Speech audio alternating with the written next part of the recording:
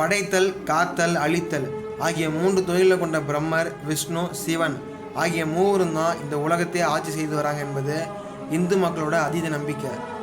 அப்படி இருக்கும் பட்சத்தில் பிரம்மருக்கும் விஷ்ணுக்கும் ஒரு கலியுக போர் நடக்குது. அது என்னன்னா, நம்மள யார் பெரியவங்க என்பது தான். இந்த போட்டி சண்டையாக மாற சிவபெருமான் குடிக்கொண்டிருப்பதாக கூறப்படும் கைலாய மலைக்கு இருவரும் செல்கிறாங்க. இதனை கேட்டிருந்த சிவபெருமான் எனது தலை, உச்சி மற்றும் அடிப்பாதம் ஆகிய இரண்டையும் யார் கண்டு வராங்களோ அவங்களே பெரியவங்கன்னு ஒரு போட்டியை வைக்கிறாரு. இதனை அடுத்து சிவனின் அடிப்பாதத்தை நோக்கி விஷ்ணுவும் தலை உச்சியை நோக்கி பிரம்மனும் பயணிக்க தொடங்குறாங்க. பூமிக்கு அடியில் எவ்வளோ ஆழமாக சென்றாலும் சிவனின் அடிப்பாதத்தை கண்டறிய முடியாமல் திரும்பி சிவனிடம் வந்து தோல்வி ஒப்புக்கொள்கிறார் விஷ்ணு. ஆனால் பிரம்மனோ தலை உச்சியை அடையும் வழியில் சோர்வடைந்து போகிறாரு.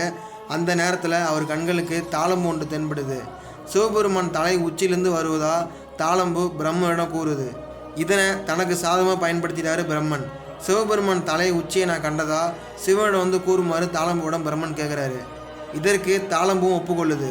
உடனடியாக இருவரும் கைலாயம் வந்து அடைகிறாங்க. அங்கு திட்டியபடி பிரம்மனும் தாளம்பும் தங்களது பொய் நாடகத்தை அரங்கேற்றாங்க.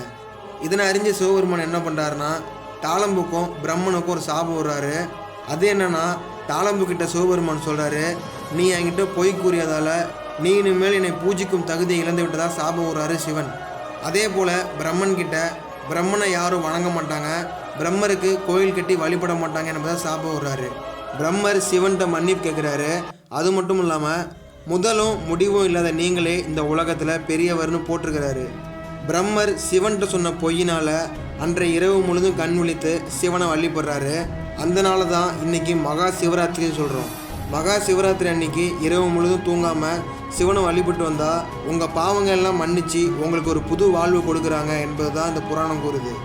யாரெல்லாம் மகா சிவராத்திரி அன்னைக்கு கண் விழிப்பீங்க என்பதை கமெண்ட் பண்ணுங்கள். மறக்காமல் இந்த வரைக்கும் ஷேர் பண்ணுங்கள்.